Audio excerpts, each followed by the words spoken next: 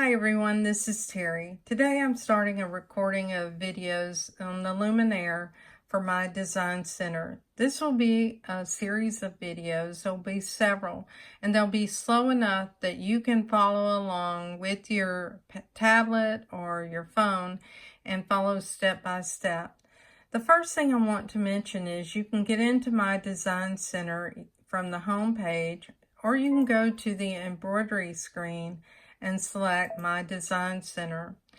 Once you're in My Design Center, you'll see a gray design page. This design page is actually the size of your largest hoop or a replica of it.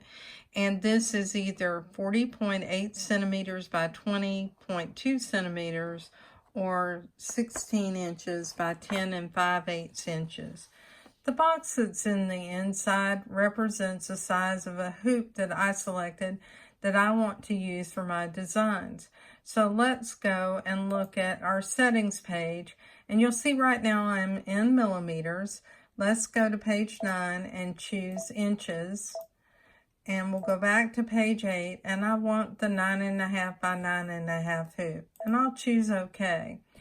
Now what I want to do is I need to have something on the screen so that I can show you how to use my design center. I'll go to the shapes icon. It's right here. I'm using a mouse. You can see my mouse going around it. I'll select that.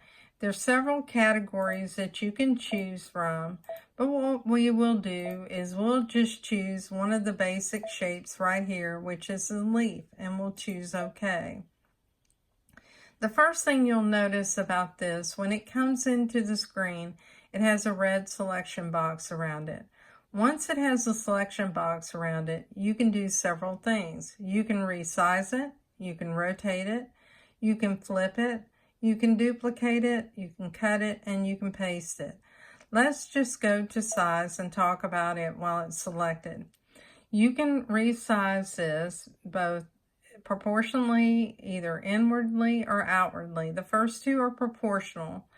The next two are skewing the design, and you can skew it from the sides moving in or moving out.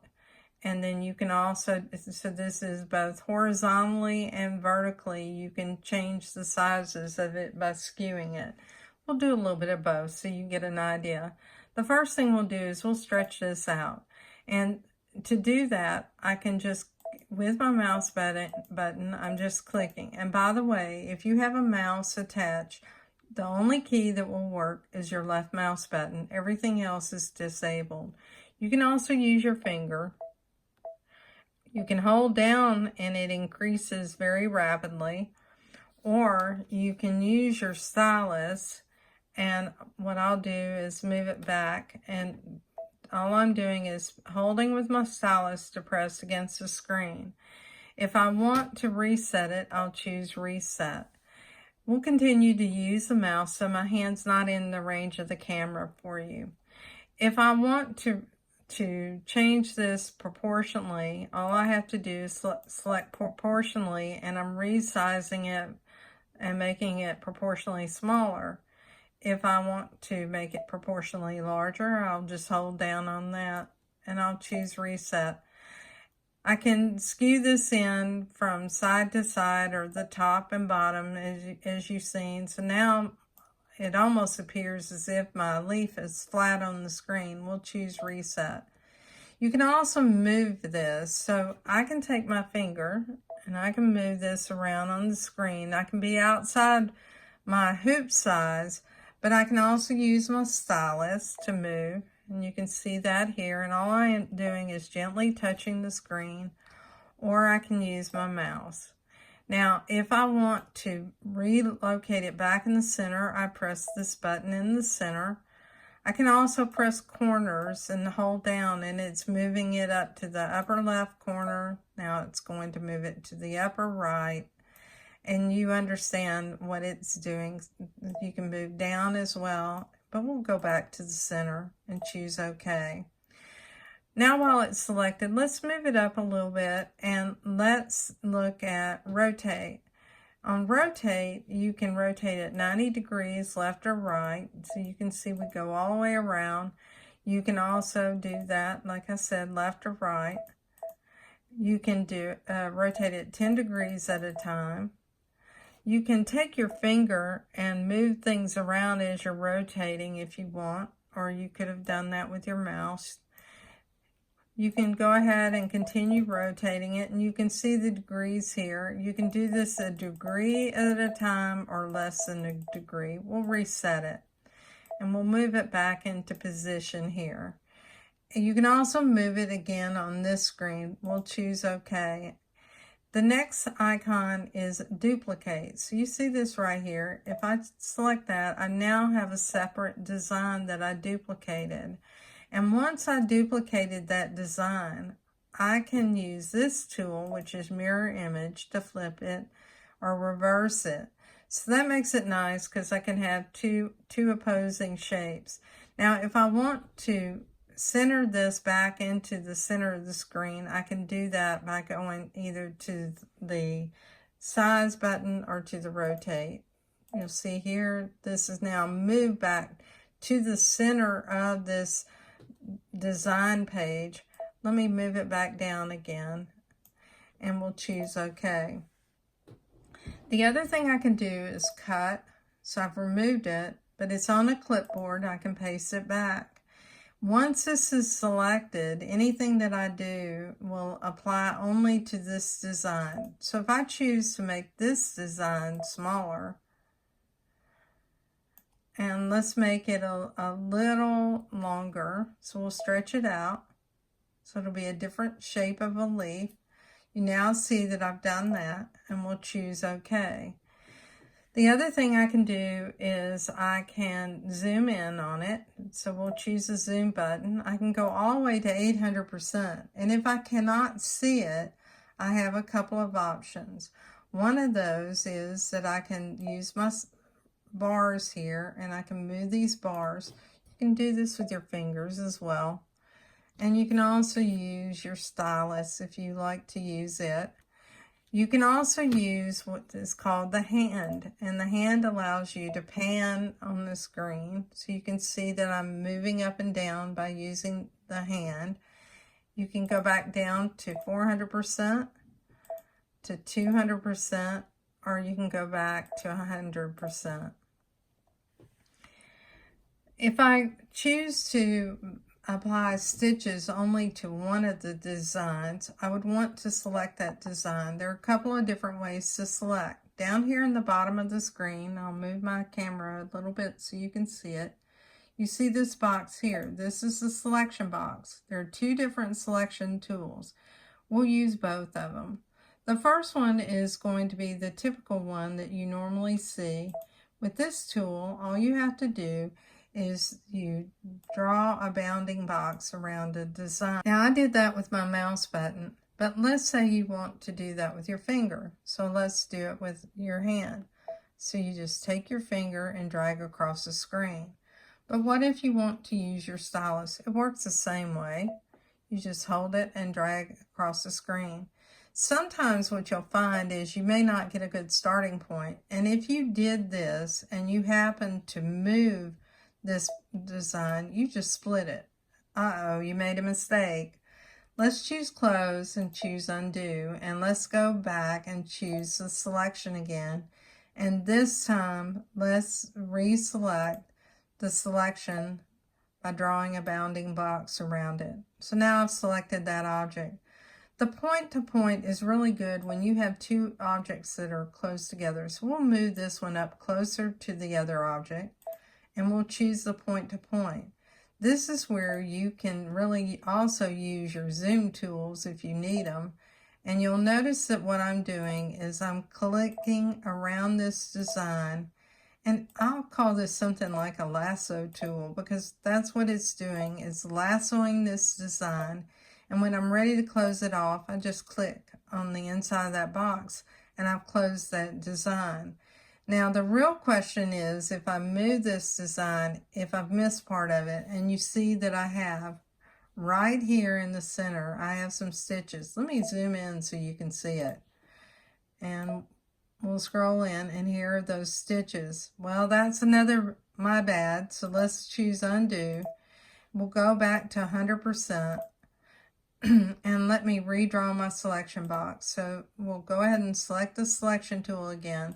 And this time I'll make sure that I stay on the outside of this and get all of the elements and click again.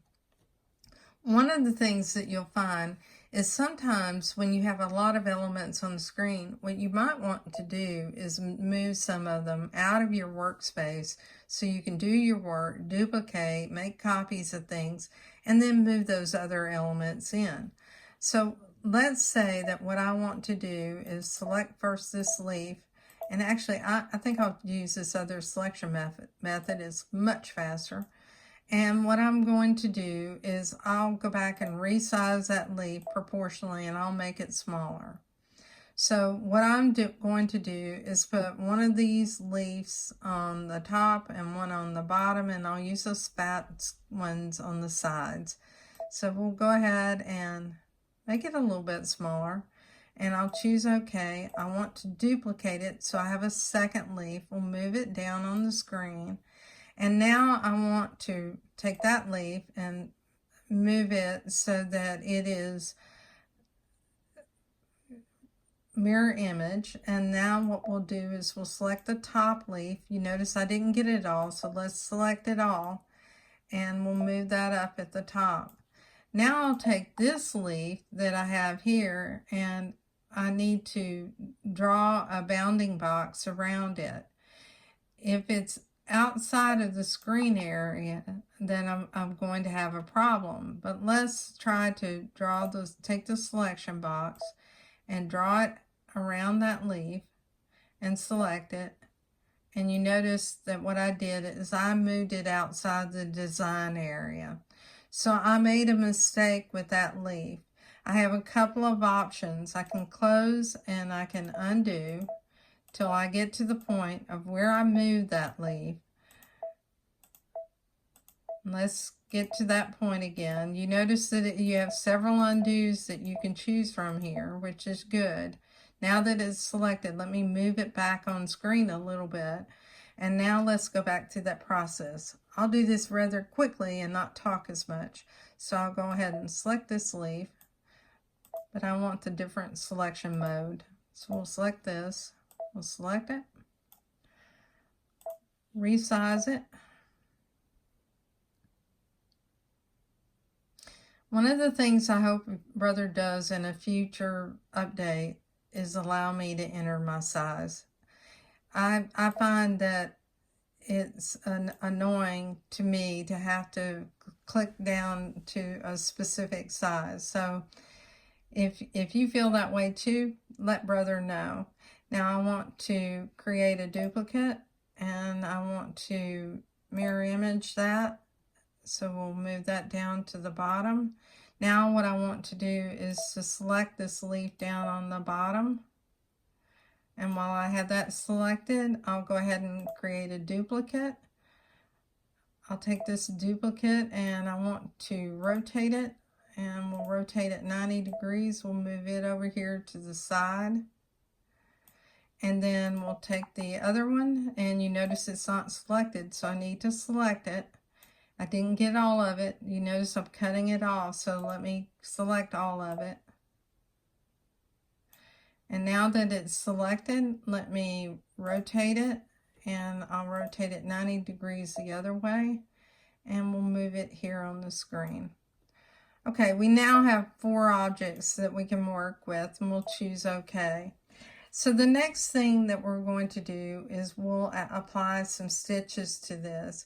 There's a couple of things that we'll talk about in depth whenever we go into the video and we talk about the line sew properties and the region sew properties. But for right now, we'll wait on that. We'll just apply a couple of basics. So the first thing we're going to do is we're going to select a stitch type. And the stitch type that I want to select on the first leaf is going to be a zigzag. I'll select a color. In this case, I selected a green.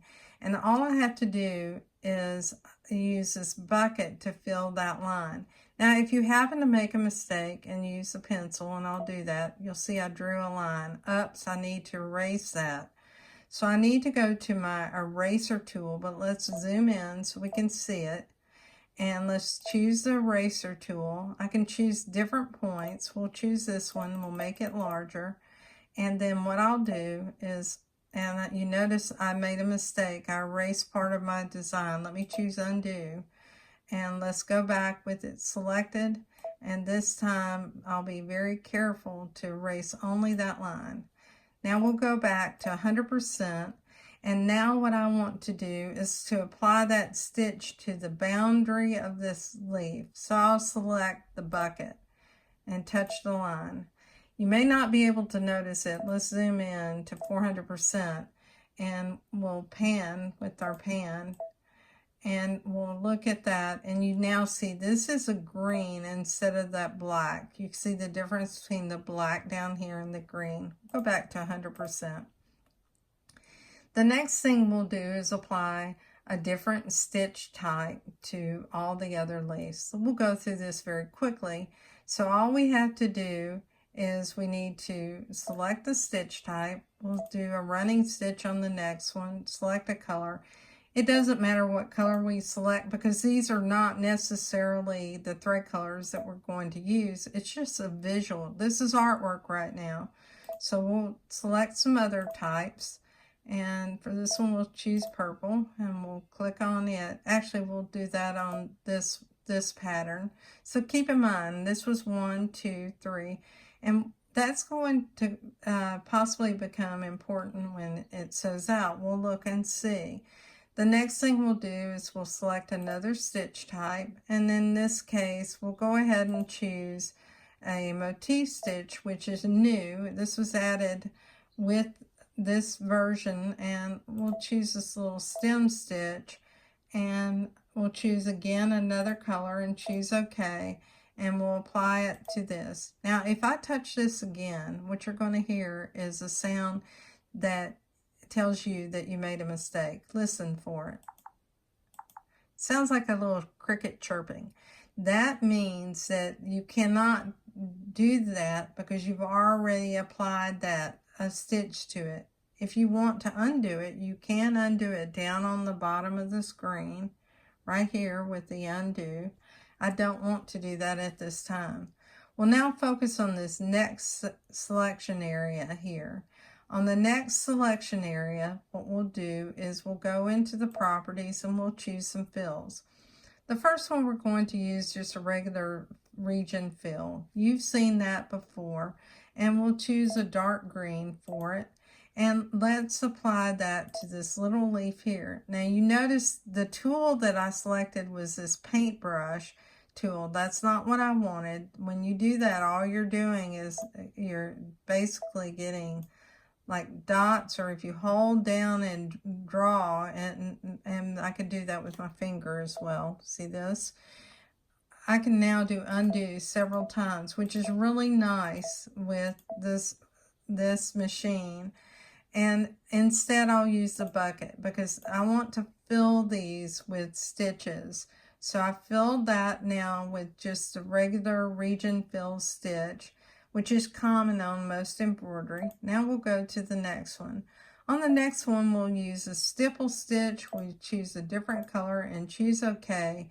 We've got the bucket selected, so we'll fill it.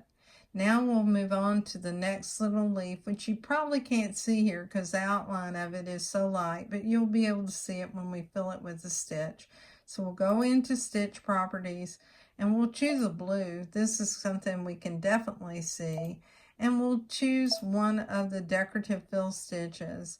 And for that, let's choose some of the new ones that have been added with this version of the software. And we'll choose this little beehive and choose OK.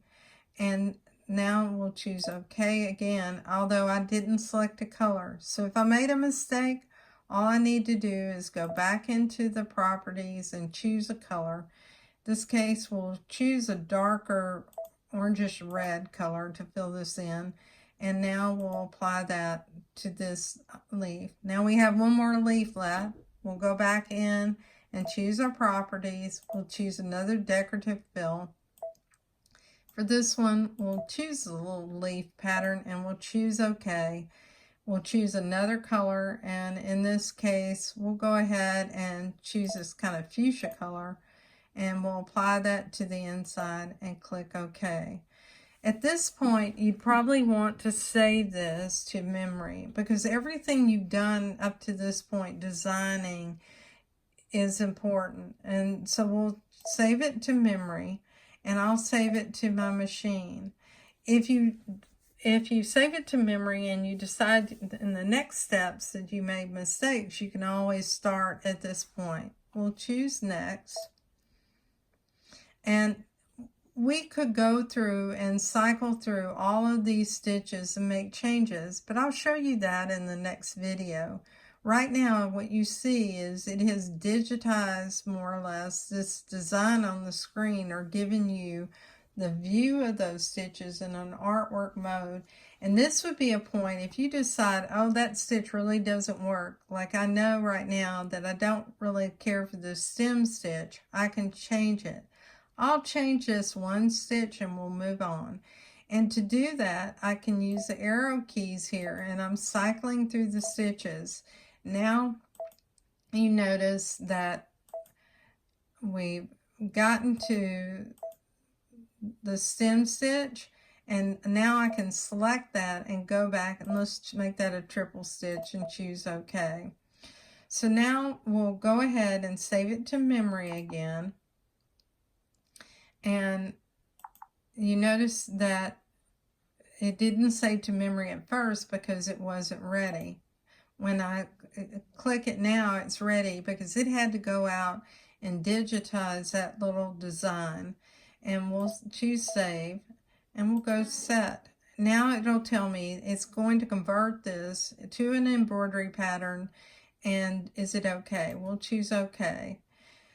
So now you have an embroidery design, and if you really want to see what it looks like when it's going to stitch out, select this icon up here.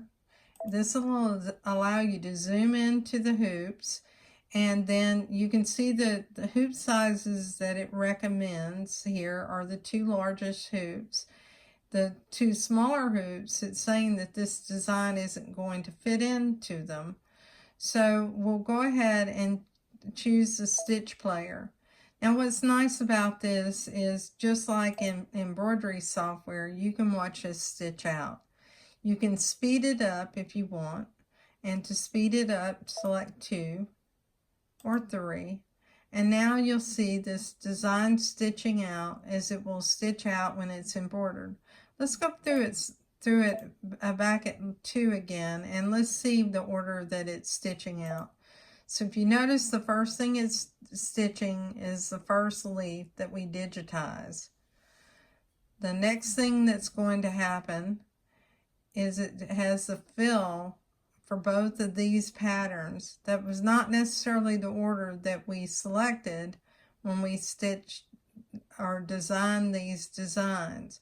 So that's one of the things that I want to help you understand when you're using my design center, is it doesn't necessarily stitch out in the order that you digitize this as you were designing it. So just keep that in mind, and we'll choose close. Once you get into the embroidery screen, this might be the place that you want to choose some different colors, and all you have to do is to go into the edit, and you can edit your thread colors. That's a separate video. This one's getting pretty long now, so stay tuned for part 2.